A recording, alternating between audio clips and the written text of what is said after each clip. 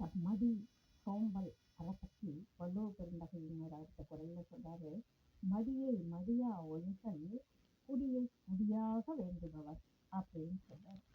தன்னுடைய பரம்பரை, தன்னுடைய அதாவது அந்த குடும்பம், அந்த குலப்பெருமை இதையெல்லாம் ஒழுங்கா சிறப்புடையதாக இருக்கணும். அது வழி வழி வந்த மாதிரி இன்னும் சிறப்பான நிலையில இருக்கணும் அப்படின்னு நினைச்சிட்டாங்கன்னா, தப்பி தவறி அவங்களுக்கு சோம்பல் இருந்தா கூட அந்த சோம்பல் கெடும்படியாக, சோம்பல் போகும்படியாக இடம் கொடுக்காம சுறுசுறுப்பை கைக்கொள்ளணும். தன்னுடைய வேலையில பணியில அக்கறையோட இருந்தா சோம்பல் தானே ஓடி போயிடும், சோம்பி இருக்காது. அப்படி இருந்தீன்னா உன்னுடைய குடி உயர முடியாது. அதனால நீ சோம்பலை விரட்டி அடி. அது வரும், சமயத்துல வரும், ஆனா விரட்டி அடிச்சுடு, அதை தங்க விடாது.